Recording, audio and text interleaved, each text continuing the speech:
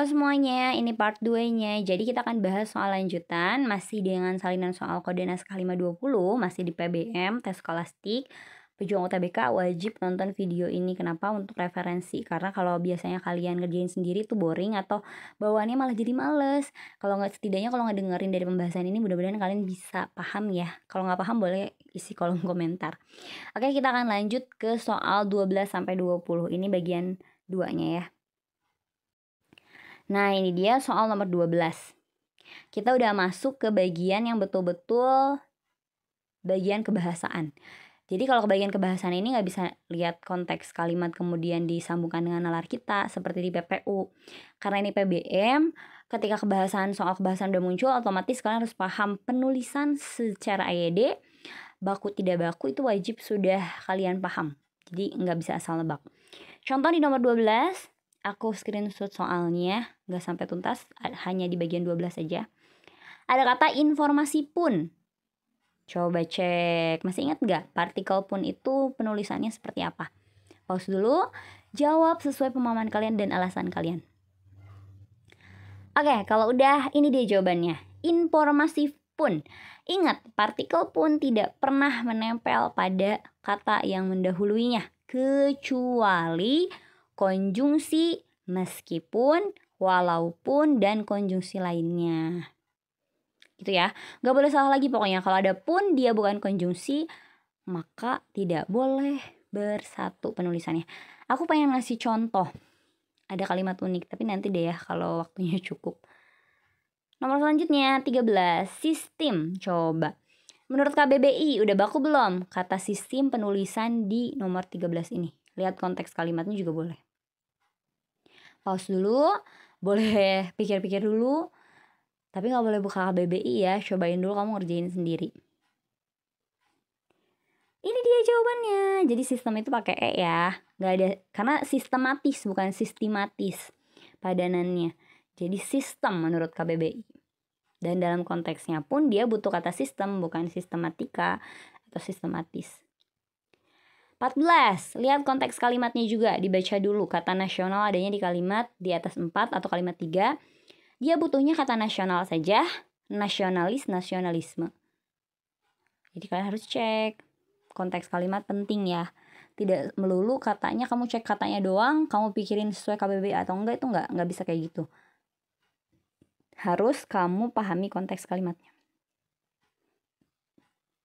Di pause dulu ya.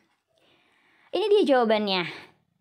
Dia butuh kata nasionalisme yang menggunakan akhiran isme atau aliran atau secara harfiahnya bentuknya kata benda. Jadi di sini kamu nggak boleh terkecoh bahwa katanya tidak diperbaiki karena memang baku juga, tapi kata lainnya juga baku. Jadi ini adalah contoh soal yang sangat lekat dengan konteks kalimatnya. Jadi jawabannya B ya. Oke, 15. Ada kata dikarenakan. Ini mah udah gampang banget nih kalau kalian yang hafal bahwa kata dikarenakan itu benar atau enggak, kalian bisa langsung jawab nih.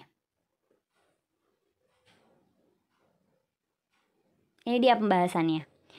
Sebetulnya ada yang kurang, kenapa? Karena kata disebabkan itu harusnya ditambah kata oleh. Tapi karena tidak ada jawaban yang lebih tepat, maka yang lebih mending itu disebabkan. Kenapa? Karena dikarenakan itu tidak baku. Oleh karena itu tidak cocok. Menyebabkan tidak, karena dia pasif. Karena juga tidak cocok, maka yang lebih tepat adalah disebabkan. Hanya saja kalau ketemu soal ada kata disebabkan, itu seharusnya lebih tepat itu disebabkan oleh. Jadi ada kata olehnya. Lanjut lagi 16.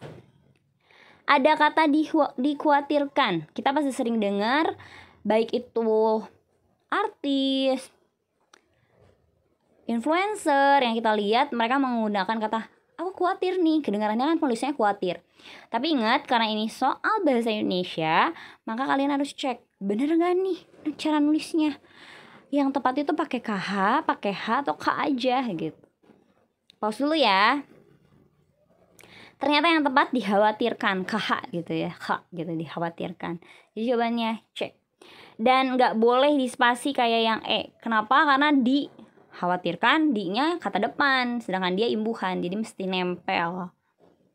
17. Penulisan urutan atau angka yang dipadu-padankan dengan ini ya, angka dengan huruf. Ada kedua satu di situ. Kalau mau pembahasan tentang tanda pisah atau tanda hubung secara terpisah videonya juga boleh banget. Aku dengan senang hati akan bikin pembahasan tentang penulisan tanda hubung dan tanda pisah. Karena itu bisa jadi selalu muncul sih.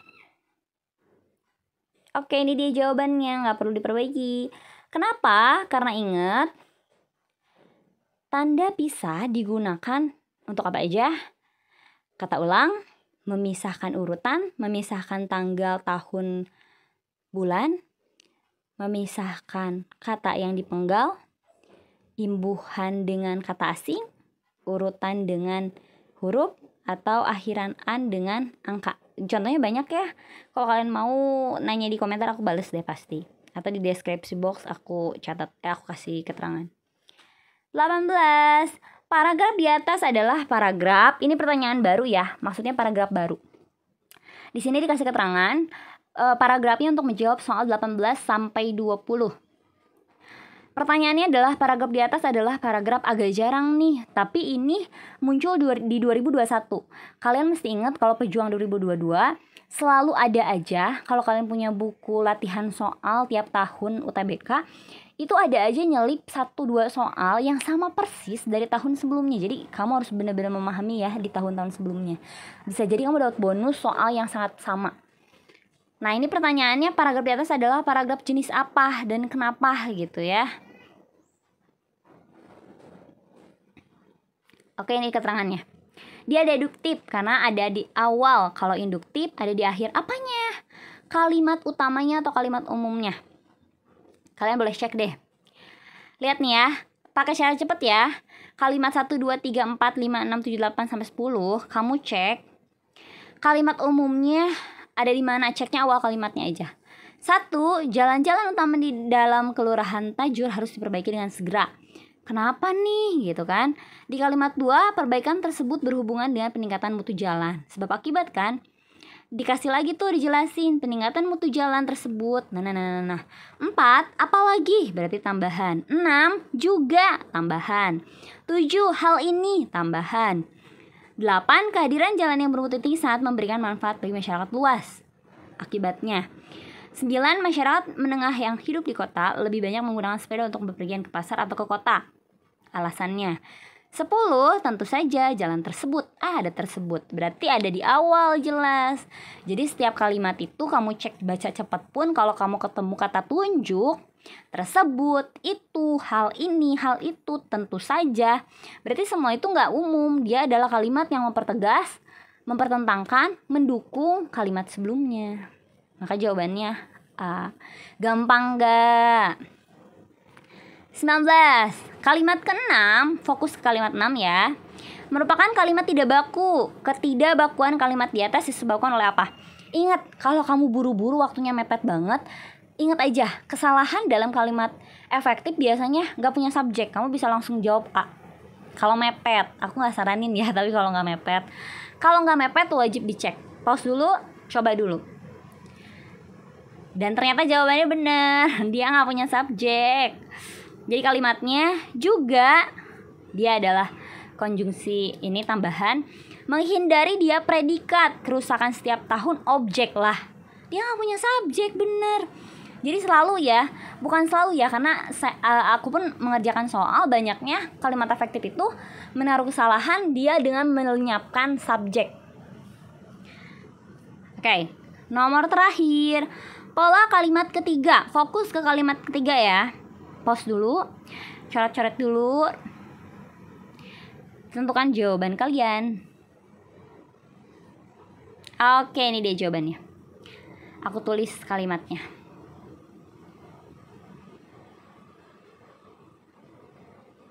Oke. Keterangannya aku tulis ya.